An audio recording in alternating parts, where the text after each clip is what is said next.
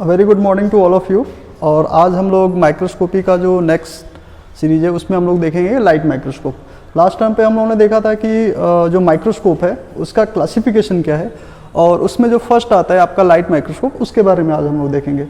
तो as usual जो हम लोग डिफिनेशंस देखेंगे लाइट माइक्रोस्कोप का, वो क्या है कि light microscope is actually instrument used for visualising detail of an object by creating magnified image via using series of glass lenses. यानी कि इसमें ये बोल रहे हैं कि ये एक इंस्ट्रूमेंट है जो क्या करता है कि किसी भी ऑब्जेक्ट को विजुअलाइज करता है, डिटेल इंफॉर्मेशन देता है। कैसे? मैग्नीफाइड उसका इमेज बना के, मतलब कोई छोटा चीज़ है उसको बड़ा इमेज करके, और वो होगा किसके थ्रू? Using series of glass lenses. तो a series of glass lenses use करके किसी इमेज को मैग्नीफाई करके उसके बारे में डिटेल हम लोग देखते हैं इस इंस्ट्रूमेंट के थ्रू। तो बेसिकली इसका जो फर्दर जो क्लासिफिकेशन है, bright field microscopy, dark field microscopy और फ्लोरेसेंट माइक्रोस्कोपी। तो आज जो हम लोग देख रहे हैं वो ब्राइट फील्ड माइक्रोस्कोपी का देख रहे हैं, जिसका एक तरीके से जो फर्दर लास्ट टाइम पे हम लोग क्लासीफाई देखा था कि एक आपका था सिंपल माइक्रोस्कोप, दूसरा कंपाउंड माइक्रोस्कोप। तो सिंपल माइक्रोस्कोप में एक लेंस हम लोग यूज़ किए थे, कॉलोनी काउंटर माइक्रोस्कोप जो हम लोग बोल रहे थे, और कंपाउंड में more than one lenses use कर रहे थे। तो ये कंपाउंड का एक तरीके से एग्जांपल है कंपाउंड माइक्रोस्कोप का। तो ये एज यूजुअल जैसे आप लोग देखते हो लेबोरेटरी में ऐसा एक माइक्रोस्कोप होता है।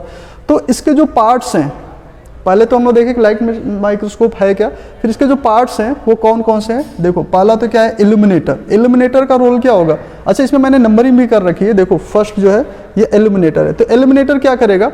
ये एक तरीके से लाइट सोर्स के लिए रिस्पॉन्सिबल होता है। ये लाइट एक तरीके से एमिट करेगा, क्लियर है यहाँ से। और दूसरा क्या होता है? Iris diaphragm. जैसे आइरिस का नाम इस पे पड़ा, जैसे हम लोगों की आंख में आइरिस होता है, ठीक है, चीज़ों को रेगुलेट करने के लिए। तो ये क्या करता है? आइरिस डायफ्राम, ये जो लाइट यहाँ से आती है सेकंड, ठीक है, उसको रेगुलेट करता है कि कितना लाइट हमको आगे प्रोजेक्ट करना है। तीसरा होता है आपका मैकेनिकल स्टेज। ये थर्ड मैकेनिकल स्टेज, जिसपे हम लोग स्लाइड्स को रखते हैं, ठीक है, और क्लिप से उसको होल्ड करते हैं। तो ये मैकेनिकल स्टेज जस्ट किसके ऊपर है? आपके ये जो आपका आइरिस डायफ्राम है इसके जस्ट ऊपर। उसके बाद देखें कि बॉडी ट्यूब होती है, फोर बॉडी ट्यूब होती है, ठीक है, और जिसका मेनली वर्क जो होता है ना, ये आपका जो ऑब्जेक्टिव लेंस है उसके एक तरीके से इसके ऊपर फोकस करने के लिए होता है कि ये प्रॉपर पोजिशन में जाए। Upper end of body tube. Upper end of body tube में ये सब सारी चीज़ें आ जा रही हैं। Upper end of body tube, तो ये बॉडी ट्यूब के अपर एंड वाला जो पोर्शन है, इसमें हम लोग देखेंगे कि ये आपका ऑब्जेक्टिव लेंस आ जाएगा, और ये आपका आई पीस आ जाएगा, या इसको जो हम लोग बोलते हैं कि ऑक्यूलर लेंस भी इसको बोल सकते हैं। उसके अलावा 6 जो हम लोग हेडिंग डाल सकते हैं वो लेंसेज के बारे में डाल सकते हैं। तो लेंस जो है यहाँ पे बेसिकली 2 होते हैं। पहला, यहाँ पे हम लोग क्या रखते हैं? ऑब्जेक्ट रखते हैं। तो ऑब्जेक्ट के पास जो लेंस है उसको हम लोग क्या बोलेंगे? Objective lens.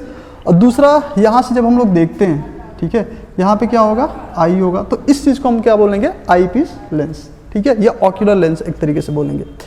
तो ये एक बेसिक पार्ट्स हैं कंपाउंड माइक्रोस्कोप के। और इसका अगर हम लोग देखेंगे कि इमेज किस तरीके से बन रहा है, तो यहाँ पे देखो इसका जो फर्स्ट ये क्या है? आपका ऑब्जेक्ट है। इस ऑब्जेक्ट के ऊपर ये आपका क्या है? Objective lens. ये आपका ऑब्जेक्टिव लेंस है। तो क्या होता है कि ये जो ऑब्जेक्ट जो एक तरीके से फोकल पॉइंट पे जो मिलता है, तो ये फर्स्ट इमेज क्रिएट करता है, ठीक है। फर्स्ट इमेज उल्टा होगा एक तरीके से, और ये इमेज अगेन एक तरीके से ऑब्जेक्ट का काम करता है दूसरे लेंस के लिए, जो कि यहाँ पे आपका आई पीस है। तो यहाँ पे देखो, यहाँ से एक्सिस से होते हुए जाएगा, दूसरा जो एक्सिस से जाएगा वो तो स्ट्रेट निकल जाएगा, बाकी दूसरा जो स्ट्रेट हम लोग करते हैं वो स्लाइटली बेंड होता है, और फिर एक तरीके से इसको बाहर जाके हम लोग जो मिलाएंगे, तो यहाँ पे देखेंगे कि जो इमेज होती है दूसरी वो बनती है। यानी इस ऑब्जेक्ट का एक प्राइमरी इमेज बना उल्टा, और फिर फाइनली सेकेंडरी इमेज बनती है। यानी कि ये जो इतना छोटा इमेज है वो आपका इतना बड़ा इमेज एक तरीके से दिखता है, क्लियर। तो ये तो लाइट माइक्रोस्कोप का एक हम लोगों ने डेफिनेशन देखा, इसके कौन कौन से पार्ट होते हैं। यहाँ पे हम लोगों ने इस चीज़ को दिखाया भी माइक्रोस्कोप बना के, प्लस इसका एक तरीके से इमेज किस तरीके से ऑब्जेक्ट का प्राइमरी इमेज कहाँ बनती है और सेकेंडरी इमेज कहाँ बनती है। सेकेंडरी इमेज इसके बाद बनती है। बनने का मतलब एक तरीके से जो आभास होता है उसकी मैं बात कर रहा हूँ, ठीक है। अब इसकी इम्पोर्टेंस की अगर हम बात करें तो इम्पोर्टेंस इसका क्या है। फर्स्ट ऑफ ऑल तो आप लोग जानते हैं पैथोलॉजी में एक तरीके से ये होता है, पैथोलॉजी में चीज़ों को सेल की मॉर्फोलॉजी स्टडी की जाती है कि सेल का स्ट्रक्चर ठीक है कि नहीं है, ठीक है, कोई डिफेक्ट है कि नहीं है, फिर एक तरीके से। दूसरा चीज़ क्या है, structure detail of tissue, sectioning करके जो लेबोरेटरीज में रिसर्च के लिए भी या डायग्नोसिस में भी हम लोग यूज़ करते हैं, किसी भी टिश्यू का सेक्शनिंग करके उसकी मॉर्फोलॉजी स्टडी करते हैं, ठीक है, और उसके बेसिस पे बताते हैं कि ये नॉर्मल एक तरीके से टिश्यू है या एक तरीके से डिफेक्टिव टिश्यूज है। क्लियर। तीसरा है counting the number of cell और माइक्रोब्स एक्सेट्रा। लास्ट लेक्चर में मैंने बताया था कि जो सिंपल एक तरीके से माइक्रोस्कोप होता है, ठीक है, उससे हम लोग एक तरीके से माइक्रोब्स की जो कॉलोनी होती है उसको भी काउंट करते हैं, और इसमें भी हम लोग देखेंगे कि नंबर ऑफ सेल या माइक्रोब्स भी हम एक तरीके से काउंट कर सकते हैं। तो ये तो एक इसके इम्पोर्टेंस थे। इसके अलावा रिसर्च फील्ड में बहुत सारे इम्पोर्टेंस है इसके, ठीक है, और क्लिनिकल लेबोरेटरी में भी इसका बहुत सारे इंपॉर्टेंस है, बट मेजर ये 3 चीज़ हम लोग स्टडी करते हैं। तो आज जो था बस इतना ही। नेक्स्ट वाले लेक्चर में हम लोग देखेंगे कि ये जो डार्क फील्ड माइक्रोस्कोपी होती है वो क्या होती है, और फिर उसके बाद हम लोग फ्लोरेसेंट माइक्रोस्कोपी देखेंगे। कहीं कहीं लाइट माइक्रोस्कोप का जो क्लासिफिकेशन किया हुआ है वो किया हुआ है bright field microscope, dark field microscope और फ्लोरेसेंट, और उसके बाद एक तरीके से फेज कॉन्ट्रास्ट माइक्रोस्कोप किया हुआ है। तो फेज कॉन्ट्रास्ट माइक्रोस्कोप जो होता है ना वो डार्क फील्ड के अंदर ही आ जाएगा, क्योंकि फेज कॉन्ट्रास्ट माइक्रोस्कोपी का जो बैकग्राउंड होता है वो डार्क होता है एक तरीके से। तो जब हम डार्क फील्ड पढ़ेंगे नेक्स्ट, तो हम लोग फेज कॉन्ट्रास्ट माइक्रोस्कोपी देखेंगे, ठीक है, और उसके बाद हम लोग फ्लोरेसेंट माइक्रोस्कोपी देखेंगे, ठीक है।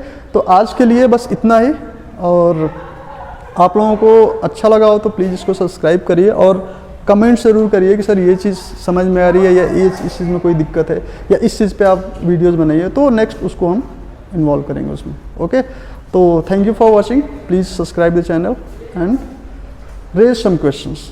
Thank you.